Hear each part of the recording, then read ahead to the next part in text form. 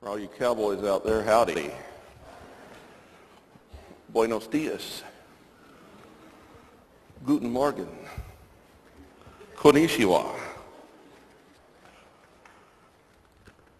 Did I send you an email this week and ask you to lead that song just before my lesson?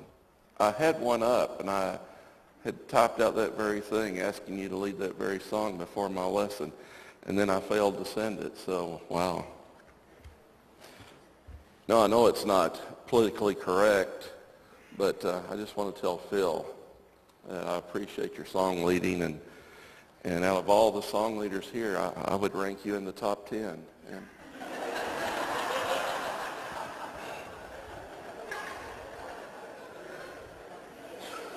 And I don't mean to offend anyone, but I'm sincerely, I mean that. This is a bittersweet week for me and my family. My one and only son is going to be moving out of our house this week. And you find that funny, do you? I tell you, it's amazing how time flies. It just seems like yesterday the doctor was handing me this little bundle of joy, and I just sat there on the side of the bed and wept as I looked at his face because I could see the face of God in him. And it was just a wonderful, wonderful moment. And just a few weeks later, one night at our home, I was carrying him down the stairs to bed, and I fell with my newborn son in my arms. It's amazing how quickly your mind can grasp the reality of a situation. In the split second that I began to fall down these stairs, my only thought was wrap my arms around him and turn so I would fall on my back. And just like that, I did all those things. And I tell you, it hurt. And it scared him, but he was safe. And right then I knew that I was a dad because I'd do whatever I needed to do to protect my son.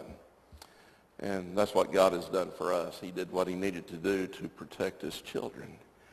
And so it's going to be difficult to say bye because, when your child is born, you're their caregiver and protector. And as they grow older, you become the disciplinarian. But then as you grow older, your children become your friends. And my son is my friend. And I'm going to miss you. But we'll appreciate the break as well, so.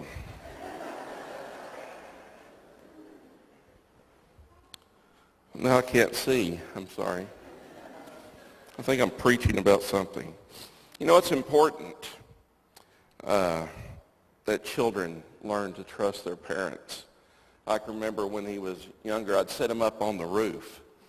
And, I'm tall enough I could do that. I'd set him up on the roof, and initially I'd say, jump to me, and he'd be scared, but finally he'd fall off the roof, and I'd catch him. And then as the game got more progressive, he'd tell me to get further and further away, and I would, and he'd jump, and it was just a fun thing. And I did that so he would know that if his daddy told him to do something, that he could trust him. That if I told you to jump out of a window to save your life, he would do it. And if I told you to jump off the roof and I'd catch you, he'd do it because he trusted the voice of his father. It's important that children be able to trust the voice of their father and have full confidence in that voice. You remember the story of Peter. They're out in the boat. The waves are crashing. The wind is blowing. They see Jesus walking on the water. And Peter wants so badly to go out there to be with Jesus. And Jesus says, come on down, Peter. And Jesus told him to get out of the boat, and so Peter did, and he began to walk on the water. Anytime Jesus tells you to do something, it's safe to do it. Now, when Peter's attention was drawn away from the master, and he got caught up in the noise of the storm and the waves, his focus shifted from faith to noise. And so he began to sink, but Jesus, having told Peter to get out of the boat, Jesus was right there, reached down and grabbed him. When Jesus tells us to do something, he's going to be there to grab us if we fall. And that's such a blessing. we can rest assured that Jesus is there to catch us, especially if he told us to go here or go there or to do this or to do that. Just like Austin knows my voice, just like Peter knew the voice of Jesus, we know the voice of our shepherd, and we trust that voice. In John 10, the first 10 verses, Jesus says, "Very truly I tell you, Pharisees, anyone who does not enter the sheep pen by the gate, but climbs in by some other way is a thief and a robber. The one who enters by the gate is the shepherd of the sheep. The gatekeeper opens the gate for him, and the sheep listen to his voice. He calls his own sheep by name and leads them out. When he has brought out all his own, he goes on ahead of them, and the sheep follow him because they know his voice. But they will never follow a stranger. In fact, they will run away from him because they do not recognize a stranger's voice." Jesus used this figure of speech, but the Pharisees did not understand what he was telling them. Therefore Jesus said again, "Very truly I tell you, I am the gate for the sheep. All who have come before me are thieves and robbers, but the sheep have not listened to them. I am the gate. Whoever enters through me will be saved. They will come in and go out and find pasture. The thief comes only to steal and to kill and destroy. I have come that they may have life and have it to the full." Jesus is the gate to our eternal life. He is the door to our salvation. There is no other way to salvation except through Jesus Christ. So why does Jesus use the analogy of a gate? What do gates do? Well, they provide security and peace much of the time. You know, ever since the attacks on 9/11, if you've tried to go to the airport, you notice that there's much more stricter gate security than ever before. You know, they pat you down, they scan you, they keep all your toiletries and throw them in the trash if you have too much. It's a very tight-knit security that you have to pass through in order to reach your destination. And those who don't meet up all the criteria, they are denied entry into the gate. They miss their flight until they can meet all the qualifications to get back on that plane. And so gates provide security and peace. They allow those who are welcome to come inside. And at the same time, they keep the unwanted outside.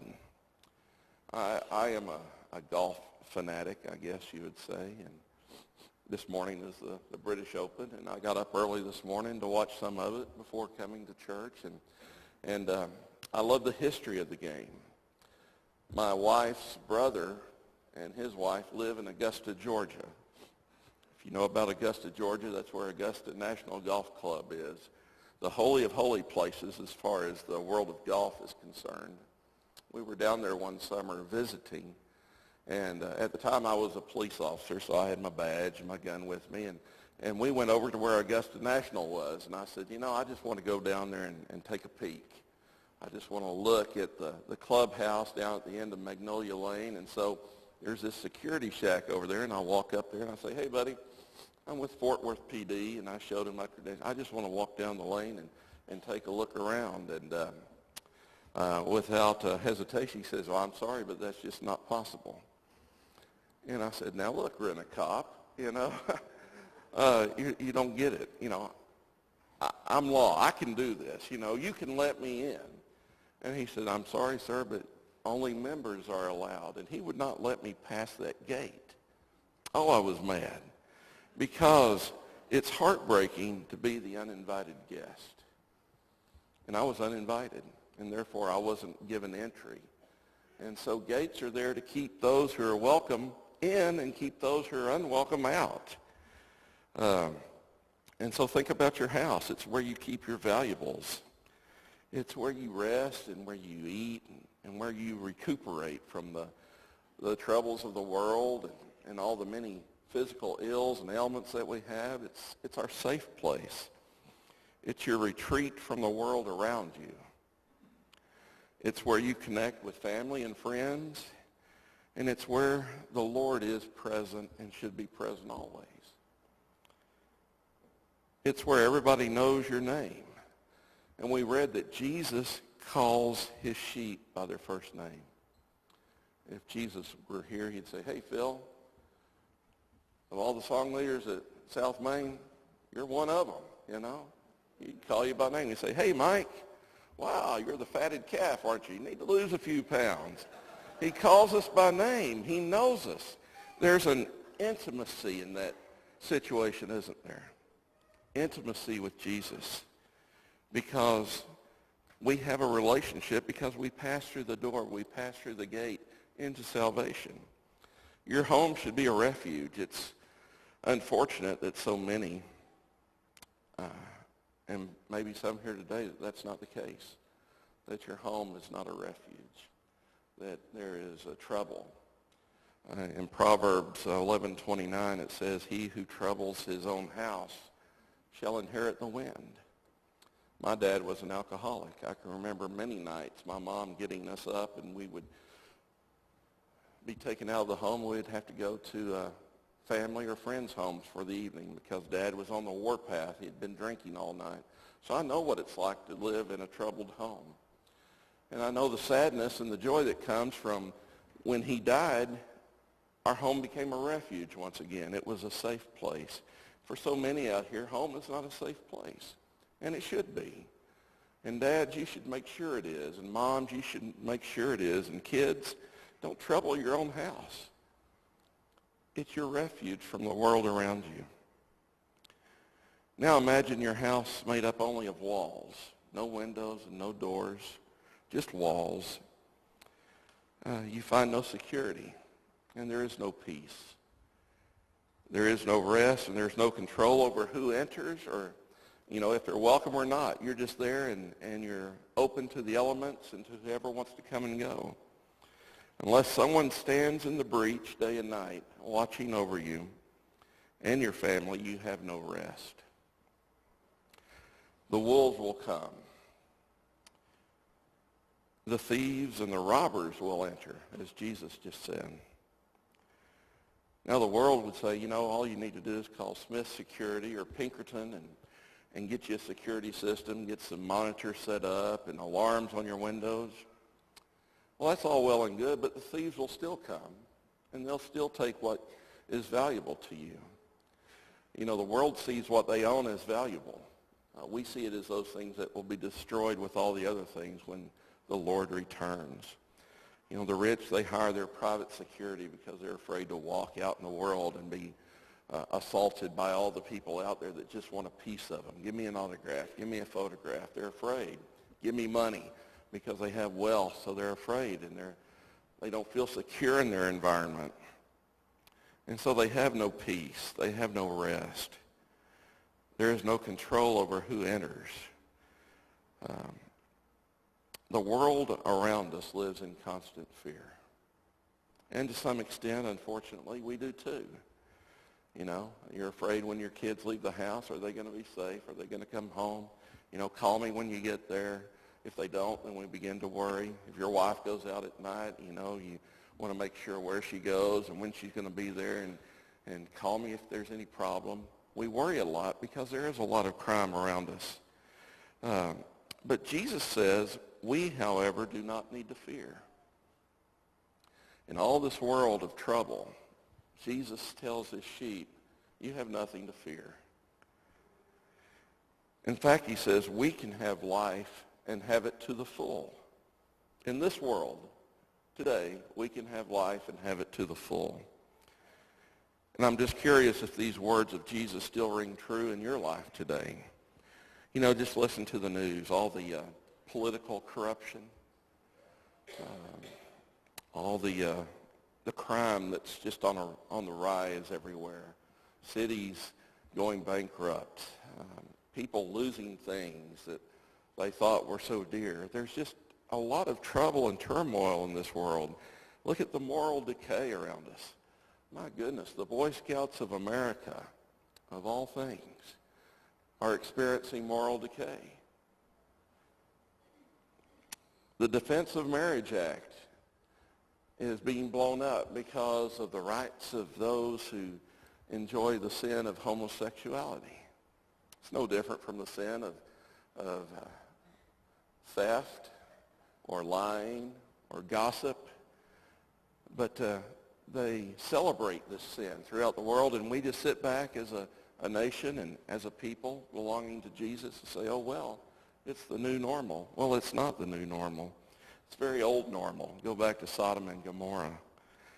So there's moral decay all around us. We have throwaway families. You don't like this one? Dump them, get another one. So forth and so on. The unborn are seen as nothing more than a nuisance in the eyes of so many today. What a sad, sad situation. But in all this, Jesus makes us a promise of a full life. And we can trust Jesus because Jesus is our door, he's our gate, he's our security, and he's our passage to eternal glory. He and he alone protects the sheep from the wolves during the long nights. And you know the illustration of the shepherd out in the fields during the warm summer days, leading his sheep to graze in green pastures. Well, at night, he'd gather his sheep into a little pen that was made of stone or wood or thorns, and he'd make a little gate a pen for them, and he'd put them all in this pen, but there's no gate. You know, there's no door, so the shepherd actually becomes the door. And what he would do, he would lay in the doorway during the night and protect the sheep from anything that might come in to harm them.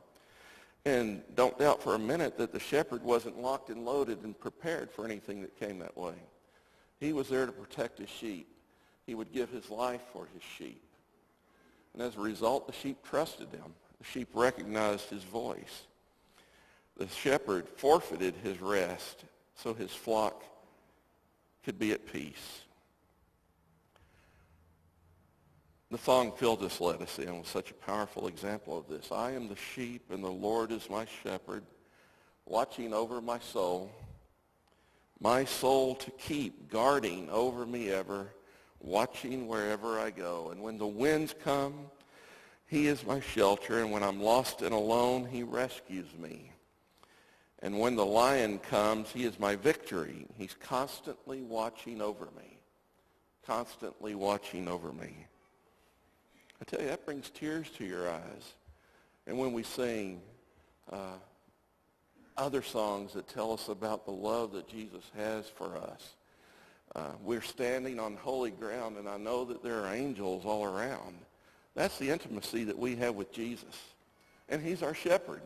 He watches over us day and night. Even if we don't have windows or doors in our house, he is our Savior. He's our protector.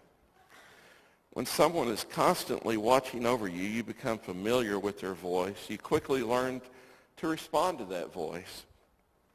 You trust the voice, you listen for that voice, and you run to that voice. And I don't know if you've ever been lost. Anyone ever been lost? Sure you have. You're just lying. That's a sin to lie. I've been lost when I was 5 down in Galveston, where Michael Lum is right now, and I wish I were. I'm sure you do too. I was lost down in Galveston on the beaches. I had strayed away from my little sand castle, and suddenly I realized in just a split second, something's wrong here. I'm lost. And being the man that I was, I began to bawl and scream at 5 years old, and I just started running. Running. Where are they? Not knowing I was probably running in the wrong direction. But finally, after what seemed like hours, but it was only moments, I'm sure, I heard Mama's voice. You know the voice of your mama? Sure you do. I knew the voice of my mama, so I turned and I began to run to that voice. And it was just a voice that I knew, a voice that I trusted. It was the voice of one calling me, and I recognized it. And so it was just pure joy to be back in her fold when she held me and said, it's okay. That's what it's like. So many are away from Jesus. You're in the far country like the prodigal son was. And maybe you can't hear the voice of Jesus because of all the noise that the world creates around us, and we lose focus. But just like that man's father, waiting for us to come home, Jesus is too. He's calling for us. We know his voice. We recognize his words. Just trust them and get out of the boat and follow those words. Unfortunately, so many remain lost, and they're just on some forgotten highway out there wandering around. Somewhere in the past, they got burned by someone they trusted, and they blamed God, and their walls became, their walls fell. Their gates were burned, just like it did in the history of Jerusalem when Nehemiah returned to Jerusalem with the faithful remnant to rebuild the walls and rebuild the gates. And that's what we need to do when that relationship is damaged. We rebuild. We start all over, and God accepts us right where we are. And there's forgiveness there. We choose not to return to our old way of life. We choose to return to God and inside the safety of the pen that he is the door for. And like Peter, when we take our eyes off Jesus and begin to sink, our homes turn to ruin. But Jesus is there to pick us up at a moment's notice. If we fall, he recognizes that he needs to wrap his arms around us and turn his body so that he takes the pain for us. And that's what he did on the cross. The people of Jerusalem, they rebuilt the walls. They confessed their sins. And their enemies became afraid because they knew that God was with them once again. Jesus is the door. He is the gate to the sheep pen, and we enter through him into eternal life. The Lord is my shepherd. I shall not want. Therefore, I can live a rich and full life in all the noise that is around me. If you've lost that sight, if you've lost the ability to see the blessings that are in Jesus Christ, and if you need to talk to someone, have the elders pray for you, whatever your need may be, we would ask you to make that need known as we stand and as we sing.